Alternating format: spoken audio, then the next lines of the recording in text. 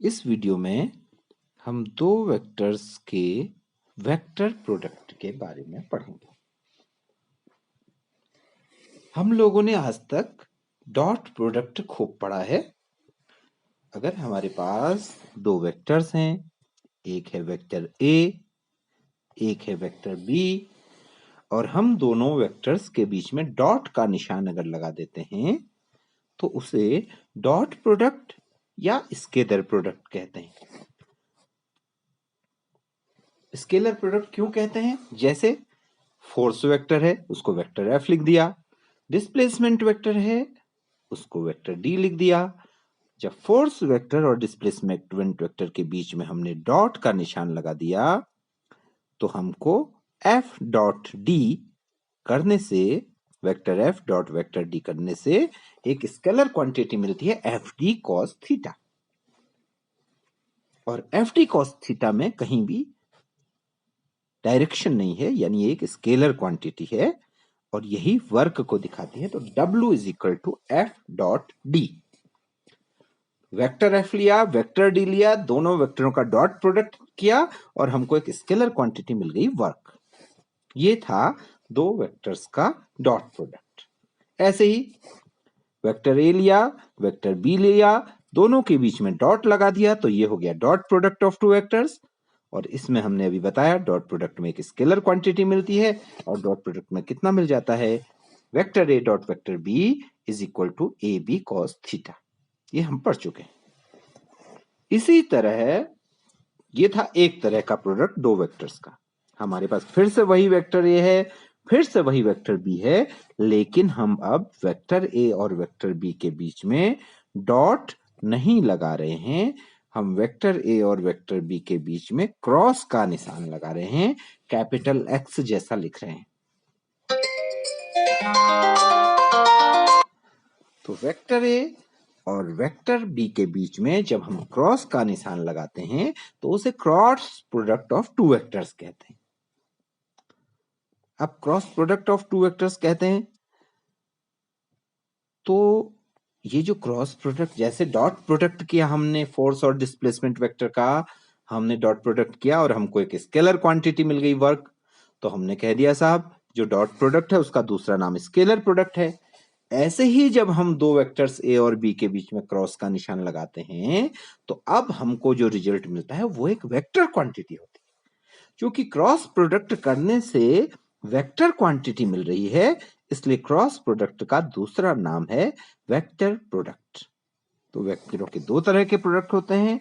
अगर दो वेक्टर्स हैं, वेक्टर ए और वेक्टर बी, और हमने वेक्टर और ए और वेक्टर बी के बीच में डॉट लगा दिया तो ये डॉट प्रोडक्ट हो गया। इससे स्केलर क्वांटिटी मिलेगी, उसमें कोई डायरेक्शन नहीं होगी। लेकिन इन्हीं दो वेक्टर ए और वेक्टर बी के बीच में अगर हम क्रॉस का निशान लगा दें तो vector A cross vector B, इससे जो आंसर आएगा वो एक वेक्टर क्वांटिटी होगी, यानी इसमें वेक्टर सी मिलेगा। जबकि vector A dot vector B से खाली सी मिलेगा, उसकी कोई डायरेक्शन नहीं होगी, वो सी एक स्केलर क्वांटिटी होगी। या और वेक्टर ए और वेक्टर बी के क्रॉस से हमको जो क्वांटिटी मिलेगी सी, वो एक वेक्टर क्वांटिटी होगी। तो वेक्टर ए और वेक्टर बी के क्रॉस प्रोडक्ट से वेक्टर सी मिल रहा है, इसलिए क्रॉस प्रोडक्ट को वेक्टर प्रोडक्ट भी कहते हैं। अब हमें वेक्टर प्रोडक्ट की डेफिनेशन को समझना है।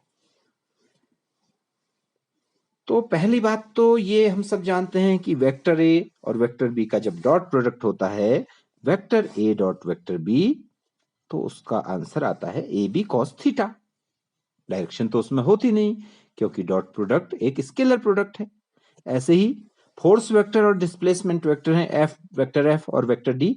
अगर हम वेक्टर एफ और वेक्टर डी का डॉट प्रोडक्ट करते हैं तो आंसर आ जाता है एफ डी कॉस थीटा, जहां एफ वेक्टर एफ का मैग्नीट्यूड है, डी वेक्टर डी का मैग्नीट्यूड है, और कॉस थीटा एफ और वेक्टर डी के बीच में अगर थीटा एंगल बन रहा है तो कॉस थीटा उसमें आ जाता है। ये था डॉट प्रोडक्ट, उसमें डायरेक्शन कहीं नहीं आई। लेकिन जब वेक्टर ए और वेक्टर बी का क्रॉस प्रोडक्ट करते हैं तो ठीक जैसे डॉट प्रोडक्ट में जो आंसर आता है उसका magnitude A B cos theta होता है, वेक्टर प्रोडक्ट में वेक्टर ए और वेक्टर बी के बीच में क्रॉस लगा दिया तो vector A cross vector B का जो रिजल्टेंट वेक्टर सी आता है, चूंकि वेक्टर अब की बार रिजल्ट एक वेक्टर है, इस वेक्टर सी का मैग्नीट्यूड स्मॉल सी से दिखाया जाता है और स्मॉल सी की वैल्यू होती है A B sine theta. Dot product का मैग्नीट्यूड होता था ए बी कॉस थीटा, और वेक्टर प्रोडक्ट में दो दो चीजें होंगी, वेक्टर प्रोडक्ट में मैग्नीट्यूड भी होगा और डायरेक्शन भी होगी। वेक्टर दो वेक्टरों के बीच में क्रॉस लगा दिया तो क्रॉस प्रोडक्ट या वेक्टर प्रोडक्ट हो गया। इससे एक आंसर आएगा वेक्टर सी, क्योंकि ये वेक्टर प्रोडक्ट है तो एक वेक्टर मिलना चाहिए। इस वेक्टर सी का एक मैग्नीट्यूड होगा और एक डायरेक्शन होगी। वेक्टर सी का मैग्नीट्यूड स्मॉल सी से दिखाया जाएगा और उसकी वैल्यू होगी ए बी साइन थीटा, जहां स्मॉल ए वेक्टर ए का मैग्नीट्यूड है, स्मॉल बी वेक्टर बी का मैग्नीट्यूड है, और साइन थीटा वेक्टर ए और वेक्टर बी के बीच का जो थीटा एंगल है उसका साइन है। ये तो हो गया वेक्टर प्रोडक्ट से मिलने वाले वेक्टर का मैग्नीट्यूड। लेकिन सवाल ये है कि हमने दो वेक्टर ए और बी का क्रॉस प्रोडक्ट किया, हमको एक तीसरा वेक्टर सी मिल भी गया, उस वेक्टर सी की डायरेक्शन कहां को होगी? इसके लिए डेफिनेशन ये कहती है कि अगर वेक्टर ए और वेक्टर बी इस मोबाइल की स्क्रीन के प्लेन में हैं, और दोनों की टेल में एक साथ कॉमन कर देता हूं, ठीक है, अगर वेक्टर ए और वेक्टर बी इस मोबाइल की स्क्रीन के प्लेन में हैं, तो इनके क्रॉस प्रोडक्ट से जो वेक्टर सी आएगा वो इस स्क्रीन के प्लेन के परपेंडिकुलर होगा। The direction of vector C will be perpendicular to the plane containing vector A and vector B. और यहां पर वेक्टर ए भी मोबाइल के स्क्रीन के प्लेन में है, वेक्टर बी भी मोबाइल के स्क्रीन के प्लेन में है, तो जो plane containing vector A and vector B है वो मेरा मोबाइल का स्क्रीन है। तो वेक्टर सी की डायरेक्शन हमेशा मोबाइल के स्क्रीन के प्लेन के परपेंडिकुलर होगी। अब परपेंडिकुलर तो ये दो तरह से हो सकती है, एक या तो वेक्टर सी की डायरेक्शन मोबाइल के प्लेन से बाहर को आती हुई हो परपेंडिकुलरली, एक पॉसिबिलिटी है। दूसरी पॉसिबिलिटी है कि वेक्टर सी की डायरेक्शन मोबाइल के प्लेन से अंदर को जाती हुई हो। इतना क्लियर हो गया, अगर वेक्टर ए और वेक्टर बी मेरे मोबाइल के स्क्रीन के प्लेन पे हैं, तो उनके क्रॉस प्रोडक्ट से जो वेक्टर सी मिलेगा वो हमेशा इन दोनों ए और बी के परपेंडिकुलर होगा, और असल में वो ए और बी को कंटेन करने वाले प्लेन के परपेंडिकुलर होगा। अगर दोनों वेक्टर मोबाइल के स्क्रीन के प्लेन पे हैं, तो वेक्टर सी की डायरेक्शन या तो इस मोबाइल की स्क्रीन से परपेंडिकुलरली बाहर को आती हुई डायरेक्शन होगी, या इस मोबाइल की स्क्रीन के परपेंडिकुलर अंदर को जाती हुई डायरेक्शन होगी। ये दूसरा डेफिनेशन का पॉइंट है। Second point, vector C is perpendicular to the plane containing vector. इसी तरह मान लो मेरे दोनों वेक्टर एक दीवार पर हैं, वेक्टर ए भी एक वॉल पर बना दिया, वेक्टर बी भी वॉल के प्लेन पे बना दिया, तो वेक्टर ए और वेक्टर बी को कंटेन करने वाला प्लेन अब की बार वॉल हो गई। तो वेक्टर सी इन ये दो वेक्टर जो वॉल पर बने हुए हैं, इनका जब क्रॉस प्रोडक्ट करेंगे तो वेक्टर सी की डायरेक्शन या तो वॉल से बाहर को आती हुई होगी परपेंडिकुलरली, या वॉल के अंदर को। अभी भी ये क्लियर नहीं हुआ कि अंदर जाएगी या बाहर जाएगी। अंदर जाएगी या बाहर जाएगी, इसके लिए वेक्टर प्रोडक्ट की तीसरी डेफिनेशन है कि आप एक राइट हैंडेड स्क्रू ले लीजिए। राइट हैंडेड स्क्रू क्या होता है साहब? आप बाजार में कहीं भी हार्डवेयर की दुकान में जाइए और बोलिए मुझे 1 रुपए का स्क्रू दे दीजिए, हो सकता है 1 रुपए के 2 स्क्रू आ जाए। तो जो स्क्रू आप लेंगे वो मोस्टली राइट हैंडेड होगा। 90% से ज्यादा केसेस में जो स्क्रू बने होते हैं वो राइट हैंडेड होते हैं। अब राइट हैंडेड होते हैं, कैसे पता चला राइट हैंडेड होते हैं? जब उस स्क्रू को आप दीवार में कसेंगे तो आपको उसको क्लॉकवाइज घुमाना पड़ेगा। हम अपनी 2 उंगलियों की टिप से, है ना, पकड़ते हैं स्क्रू के पीछे से और उस स्क्रू को दीवार में कसते हैं। तो जब हम उसको दीवार में कसते हैं तो हम बार बार घड़ी की सुई की दिशा में अपनी उंगलियों को घुमाएंगे, और स्क्रू को भी हम क्लॉकवाइज घुमाएंगे। जैसे क्लॉक लेफ्ट हैंड से राइट हैंड की ओर घूमती है, ऐसे ही स्क्रू भी लेफ्ट हैंड से राइट हैंड को जब आप घुमाएंगे तो वो दीवार के अंदर धंसता चला जाएगा। अगर आपने दीवार में लगाया और आप राइट हैंड से घड़ी की सुई के उल्टा घुमाने लगेंगे तो वो दीवार में कसने वाला नहीं। यानी सरल भाषा में राइट हैंडेड स्क्रू वो हैं जिन्हें घड़ी की सुई की दिशा में ही घुमाया जाता है। तो बाजार से कोई भी स्क्रू ले आइए साहब, ये राइट हैंडेड स्क्रू है। अब मेरी दीवार में वेक्टर ए और वेक्टर बी दोनों बने हुए हैं और वेक्टर ए और वेक्टर बी का जो टेल है वो कॉमन है, जैसा कि इस डायग्राम में ए में दिखाया है। जो डायग्राम ए है ना, इसमें वेक्टर ए भी दिखाया है, वेक्टर बी भी दिखाया है और दोनों की टेल को एक पॉइंट पर ज्वाइन कर दिया है। अब ए और बी के बीच में एक एंगल थीटा, ये छोटा वाला बन रहा है। एक पीछे से अगर एंगल मापेंगे, बहुत बड़ा एंगल बन रहा है, उसको 360 माइनस थीटा कहते हैं। तो जब हम ए से बी की ओर जाएंगे तो दीवार में मैंने दोनों वेक्टर बना दिए, उनका कॉमन टेल कर दिया और जहां कॉमन टेल है ओ वहां पर मैंने एक हल्का सा स्क्रू लगा दिया। अब ये स्क्रू तो घुसेगा क्लॉकवाइज। अगर ये स्क्रू अगर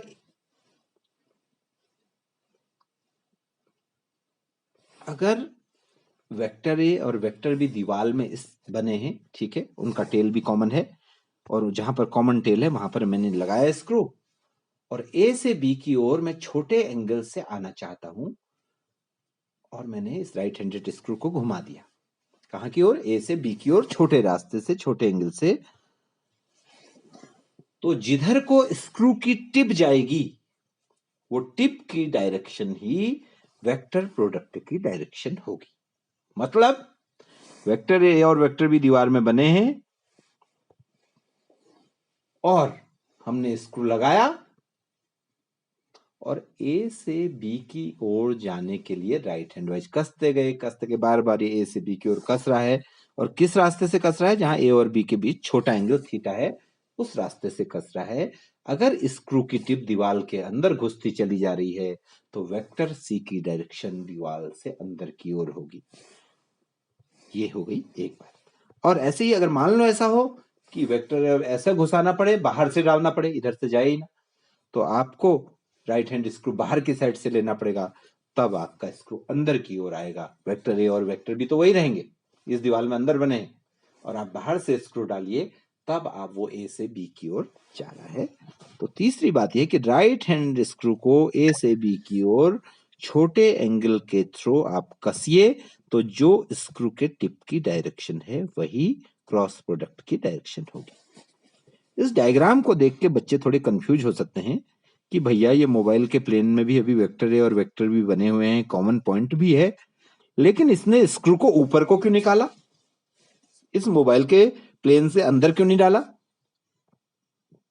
अगर वेक्टर ए और वेक्टर बी मोबाइल के प्लेन पे हैं तो ये जो स्क्रू की डायरेक्शन डायग्राम ए में इस समय दिखाई गई है ये इस मोबाइल की स्क्रीन के प्लेन के बाहर को है। तो भैया ऐसा क्यों किया? ऊपर से भी तो स्क्रू को नीचे को डाल सकते थे। अरे भाई, ए से बी की ओर जाना है, अगर हम ऊपर से स्क्रू लगा देंगे और स्क्रू को राइट हैंड वाइज क्लॉकवाइज घुमाएंगे तो वो बी से ए की ओर आने लगेगा। इसका जो पहला डायग्राम ए है इसमें वेक्टर ए वेक्टर बी तो फिक्स है, उनको तो हम बदल नहीं सकते। मैं बाजार से स्क्रू लाया और जैसे इसने डायग्राम में ऊपर को निकाला है, अगर हम ऊपर से नीचे को डालने की कोशिश करें और तब स्क्रू को कसें दोनों की टेल पर तो वो बी से ए की ओर जाएगा। राइट हैंड करने में, क्लॉकवाइज जाने में अगर आप जाएंगे, क्लॉक घड़ी कैसे जाएगी? छोटे एंगल थीटा के थ्रू घड़ी की सुई बी से ए को जाएगी, ए से बी को नहीं जाएगी। जब आप ए से बी को जाएंगे तो आपको ए क्रॉस बी की डायरेक्शन मिलेगी। ये डायग्राम ए में जो स्क्रू बना है ये नीचे से ऊपर को आ रहा है। अगर इस स्क्रू को हम ऊपर से लगाएंगे तो घड़ी की सुई की दिशा में, घड़ी की दिशा में वो बी से ए की ओर जाएगा और स्क्रू की टिप उस समय नीचे को जाएगी, लेकिन वो बी क्रॉस ए की डायरेक्शन बनाएगी, जबकि हमको फाइंड आउट करनी थी ए क्रॉस बी की। इसलिए हम मोबाइल के पीछे से स्क्रू को डालेंगे और जब तब कसेंगे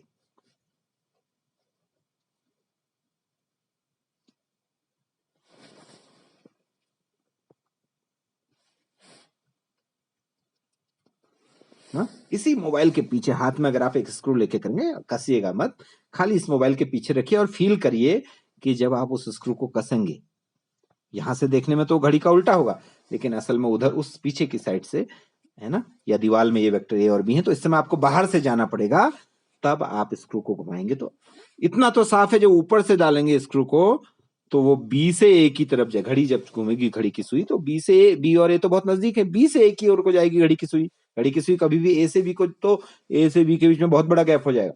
छोटे एंगल थीटा के थ्रू अगर जाना है तो घड़ी की सुई या राइट हैंड स्क्रू बी से ए की तरफ जाएगा। इसलिए जब ऊपर से स्क्रू को लगाएंगे तो वो नीचे को स्क्रू की टिप जाएगी, वो बी क्रॉस ए की डायरेक्शन होगी। और नीचे से स्क्रू को घुमाएंगे तो वो ए से बी की ओर छोटे एंगल थीटा के थ्रू जाएगा। तो ए क्रॉस बी की डायरेक्शन होगी अपवर्ड और बी क्रॉस ए की डायरेक्शन होगी डाउनवर्ड। इससे एक और बात पता चल गई कि ए क्रॉस बी और बी क्रॉस ए की डायरेक्शन एक दूसरे के अपोजिट होती हैं, जबकि ए क्रॉस बी का मैग्नीट्यूड भी ए बी साइन थीटा होता है और बी क्रॉस ए का मैग्नीट्यूड भी ए बी साइन थीटा होता है। कभी भी दो वेक्टर ए और बी का जब क्रॉस करेंगे तो मैग्नीट्यूड तो ए बी साइन थीटा ही आएगा। आप ए क्रॉस बी करिए तो भी ए बी साइन थीटा, आप बी क्रॉस ए करिए तब भी ए बी साइन थीटा। लेकिन ए क्रॉस बी करने में सी की डायरेक्शन एक और की होगी तो बी क्रॉस ए करने में उसके अपोजिट होगी। ये एक रूल था जिसे राइट हैंड स्क्रू रूल कहते हैं। दूसरा रूल क्या है?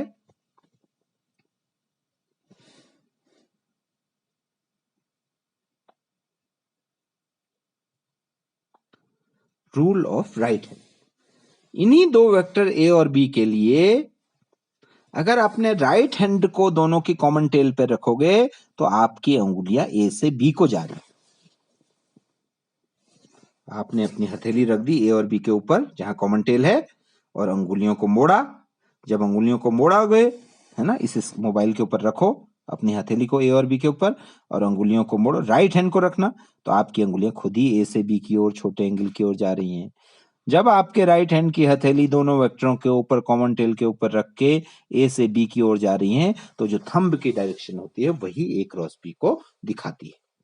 Vector A B diagram A में भी वही है, थीटा भी वही है, vector A B diagram B में भी वही है। लेकिन पहले वाले में हमको स्क्रू नीचे से डालना पड़ा। अगर हम ऊपर से डालते तो ये नीचे को जाता, लेकिन उस समय स्क्रू बार बार बी से ए की ओर जाता। वो तो बी क्रॉस ए की डायरेक्शन बता देगा। इसी डायग्राम में बी क्रॉस ए कहोगे तो नीचे को जाएगा, लेकिन स्क्रू ऊपर को आया, वो भी ए क्रॉस बी की डायरेक्शन है। या राइट हैंड थंब रूल कर लीजिए, लेकिन इस समय राइट हैंड आप दीवार के ऊपर रख सकते हैं और आप अपनी अंगुलियों को ऑटोमेटिकली देखेंगे, डायग्राम में भी देखिए वो ए से बी की ओर मोड़ रही हैं। जब आपकी अंगुलियां राइट हैंड की ए से बी की ओर टुवर्ड्स बी जा रही हैं, ए टू बी, उस समय थंब की डायरेक्शन अपवर्ड है। अपने राइट हैंड को मोबाइल के ऊपर बिना टच किए रखिए और फील करिए कि राइट हैंड थंब रूल से भी वेक्टर प्रोडक्ट की direction A cross B upward ही आई। तो वेक्टर प्रोडक्ट में एक वेक्टर मिलता है ए और बी, वेक्टर ए और वेक्टर बी के क्रॉस प्रोडक्ट में एक वेक्टर सी मिलता है। वेक्टर सी के पास दो चीजें होती है, एक मैग्नीट्यूड एक डायरेक्शन। मैग्नीट्यूड हमेशा ए बी साइन थीटा होगा, चाहे ए क्रॉस बी का हो चाहे बी क्रॉस ए का हो, लेकिन direction right hand screw rule से निकालनी पड़ेगी। इतना तो मालूम है दोनों को कंटेन करने वाले प्लेन के परपेंडिकुलर होगी, ऊपर को होगी या नीचे को होगी। जैसे इस डायग्राम में बी क्रॉस ए की डायरेक्शन नीचे को है, जबकि ए क्रॉस बी की डायरेक्शन मोबाइल की स्क्रीन से बाहर को है। उसके लिए दो रूल हैं, राइट हैंड थंब रूल और राइट हैंड रूल और right hand screw rule. Right hand thumb rule और राइट हैंडेड स्क्रू रूल। अभी अभी मैंने आपसे कहा था, हम जानते हैं कि ए डॉट बी भी ए बी कॉस थीटा होता है, बी डॉट ए भी बी ए कॉस थीटा होता है। बी ए और कॉस थीटा वहां भी इंटू हो रहे हैं, बी और ए और कॉस थीटा वेक्टर तो है नहीं, वो ए डॉट बी स्केलर है, बी डॉट ए भी स्केलर है, इसलिए ए डॉट बी हमेशा बी डॉट ए होते हैं। मतलब स्केलर प्रोडक्ट कम्यूटेटिव होता है। लेकिन वेक्टर प्रोडक्ट में अभी अभी हमने देखा ए क्रॉस बी की डायरेक्शन इस स्क्रीन से बाहर को आ रही थी, जबकि बी क्रॉस ए करोगे तो डायरेक्शन नीचे को जाएगा स्क्रू, तो दोनों की डायरेक्शन अलग रहे और दोनों वेक्टर अलग अलग हो गए। अगर ए क्रॉस बी को प्लस सी से दिखाएंगे, वेक्टर प्लस सी, तो बी क्रॉस ए को माइनस वेक्टर सी से दिखाएंगे। इसलिए ए क्रॉस बी और बी क्रॉस ए इक्वल नहीं होते। अगर ए क्रॉस बी की डायरेक्शन अपवर्ड है तो बी क्रॉस ए की डायरेक्शन डाउनवर्ड है। मैग्नीट्यूड दोनों का इक्वल है, इसलिए ए क्रॉस बी और बी क्रॉस ए एक दूसरे के अपोजिट वेक्टर होते हैं। Vector A cross vector B is equal to minus of vector B cross vector A. तीसरी बात, आप ए को भी उल्टा कर दीजिए माइनस ए और बी को भी उल्टा कर दीजिए माइनस बी, तो जैसे vector A cross vector B कर रहे थे, तो minus A cross minus B आप कर दीजिए, तो भी आपको ए क्रॉस बी ही मिलेगा। यानी दोनों वेक्टर को उल्टा करने के बाद अगर क्रॉस प्रोडक्ट करेंगे, माइनस ए और माइनस बी का अगर क्रॉस प्रोडक्ट करेंगे, तो वो वेक्टर ए और वेक्टर बी के क्रॉस प्रोडक्ट के इक्वल होगा। तीसरी बात, डॉट प्रोडक्ट भी डिस्ट्रीब्यूटिव है बी और सी के बीच में एडिशन के ऊपर, और क्रॉस प्रोडक्ट भी डिस्ट्रीब्यूटिव है। डिस्ट्रीब्यूशन के मामले में कोई डिफरेंस नहीं है। A dot vector B plus vector C करेंगे तो A dot B plus A dot C करेंगे, डॉट वाले दोनों स्केलर आएंगे तो रिजल्ट स्केलर आएगा। नीचे वाले में A cross B plus C करेंगे तो vector B plus vector C भी एक वेक्टर है, वेक्टर ए भी एक वेक्टर है, और ये वेक्टर ए का क्रॉस मल्टीप्लीकेशन भी डिस्ट्रीब्यूट हो जाता है। ए डॉट ए जब हम करते थे तो ए स्क्वायर आ जाता था, ए कॉस जीरो, और कॉस जीरो 1 होता है। ए डॉट ए स्क्वायर आता था, लेकिन ए क्रॉस ए आप करेंगे तो ए साइन थीटा, और सेम वेक्टर हैं तो उनके बीच में एंगल 0 डिग्री है, तो ए इंटू साइन जीरो होता है 0, तो ए क्रॉस ए हो गया 0। लेकिन ध्यान रखना, ये खाली 0 नहीं है, ये 0 वेक्टर है, क्योंकि वेक्टर ए और वेक्टर ए का क्रॉस प्रोडक्ट है तो एक वेक्टर ही आएगा। उसका आंसर चाहे 0 आ रहा, वो एक स्केलर क्वांटिटी नहीं है, वो वेक्टर क्वांटिटी है। क्रॉस प्रोडक्ट में 0 भी आएगा तो वो वेक्टर होगा, क्योंकि क्रॉस वाला वेक्टर प्रोडक्ट होता है। इसलिए ए क्रॉस ए का जब आप वेक्टर प्रोडक्ट करेंगे, क्रॉस प्रोडक्ट करेंगे, तो हमेशा एक वेक्टर आएगा। इवन आंसर 0 भी आ रहा तो that is not simple 0, that is 0 vector, जिसे हम दूसरा नाम कहते हैं नल वेक्टर। ए क्रॉस, इसका मतलब आई कैप क्रॉस आई कैप, आई जे के, आई कैप जे कैप के कैप हमारे क्या यूनिट वेक्टर होते हैं, तो कभी आई कैप क्रॉस आई कैप करना पड़ेगा तो 0 वेक्टर आएगा। जे कैप क्रॉस जे कैप करना पड़ेगा तो 0 वेक्टर आएगा, और के कैप क्रॉस के कैप करना पड़ेगा तो 0 वेक्टर आएगा। यानी वेक्टर प्रोडक्ट में सेम वेक्टर को उसी वेक्टर से इंटू करने पर हमेशा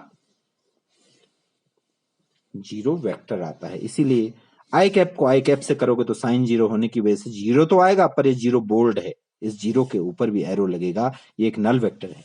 जे क्रॉस जे करोगे 0 तो आएगा, क्योंकि जे इंटू जे का भी वेक्टर 1 इंटू 1 साइन 0 0 होता है, 0 तो आएगा, लेकिन चूंकि क्रॉस प्रोडक्ट है तो आंसर एक वेक्टर आएगा, वेक्टर प्रोडक्ट है 0 वेक्टर।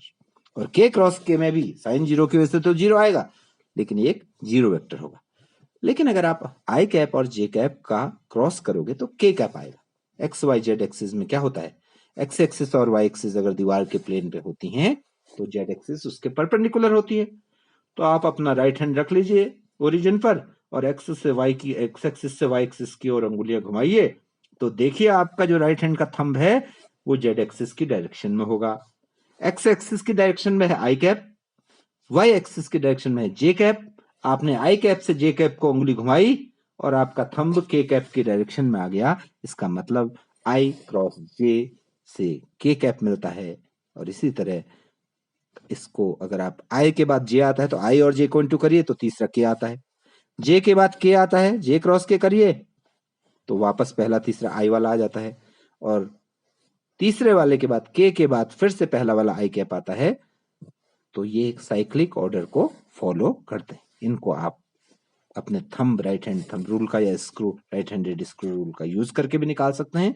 इसको याद भी कर सकते हैं कि आई और जे का क्रॉस करिए तो तीसरा के आ गया, जे और के दूसरे और तीसरे का करिए तो पहला आई कैप आ गया, और तीसरे और पहले का क्रॉस करिए के क्रॉस आए। आई क्रॉस के नहीं करना है, क्योंकि पहले के बाद दूसरा आएगा, आई के बाद जे आएगा क्रॉस करने में, तब रिजल्ट में तीसरा आएगा।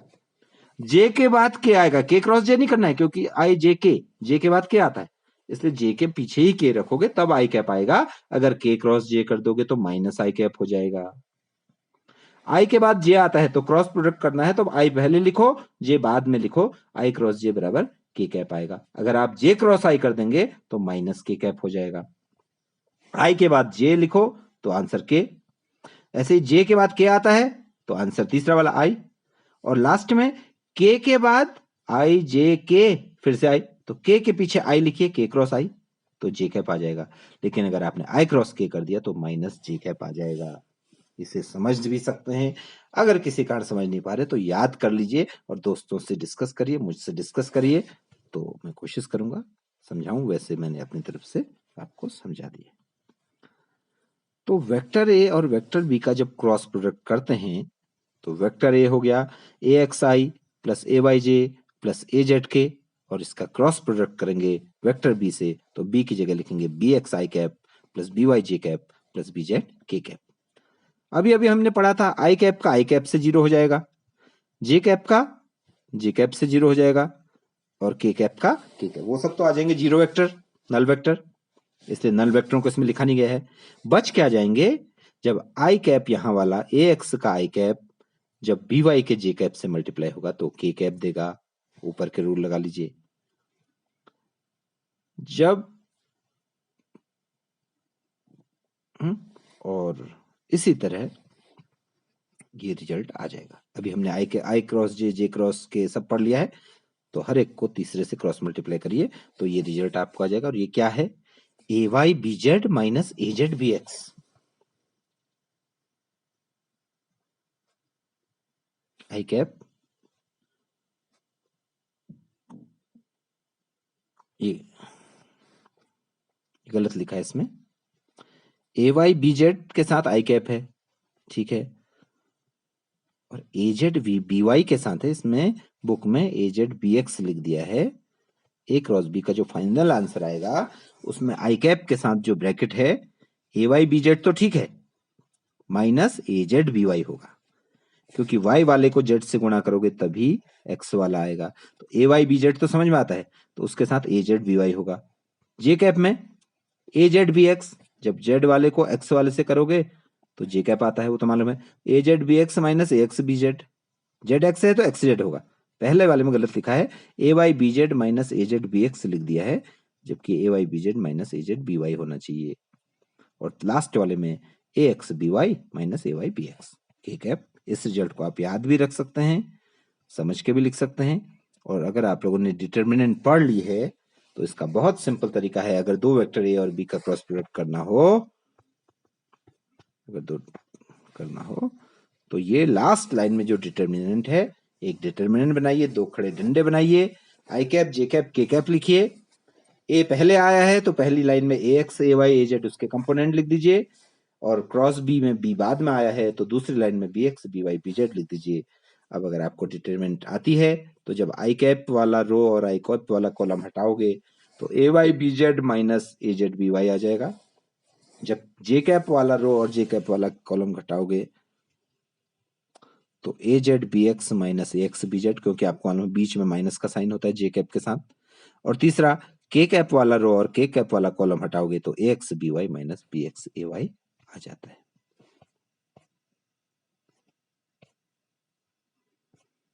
तो जिसको थोड़ा कंफ्यूजन हो रहा है कोई दिक्कत नहीं है, इतना तो याद कर लो कि वेक्टर ए और वेक्टर बी का क्रॉस प्रोडक्ट करने के लिए दो डंडे खींचे डिटर्मिनेंट के, आई जे के लिखिए, ए पहले है तो ऊपर A X A Y A Z उसके कंपोनेंट लिख दीजिए, और बी बाद में है तो B X B Y B Z. फिर किसी दोस्त से डिटर्मिनेंट के बारे में सलाह ले लीजिए, मैथ्स वाले सर से ले लीजिए, मैंने तो आपको बता ही दिया।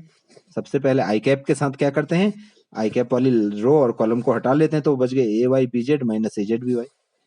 फिर जे कैप के साथ जे कैप वाले रो और कॉलम को हटा लीजिए, लेकिन माइनस साइन लगने की वजह से A Z B X minus B Z A X आ जाएगा। और आखिरी में के कैप वाली रो और के कैप वाली कॉलम को हटा दीजिए तो A X B Y minus B X A Y.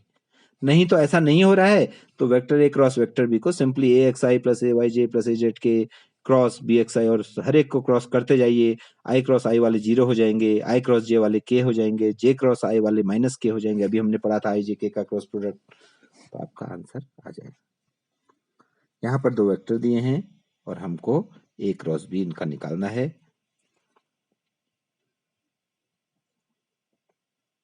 ये जी लिख दिया है, स्केलर प्रोडक्ट है, जी जो छपा है इसमें, this is A dot B, this is not A G B, vector A dot vector B.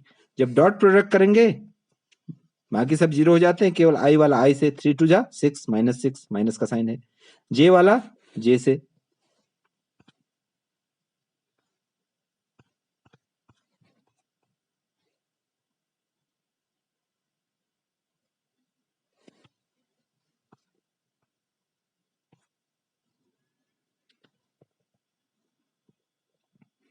जे में यहाँ -4 है, वहां जे में +1 है, तो -4 जे डॉट जे 1 हो जाएगा।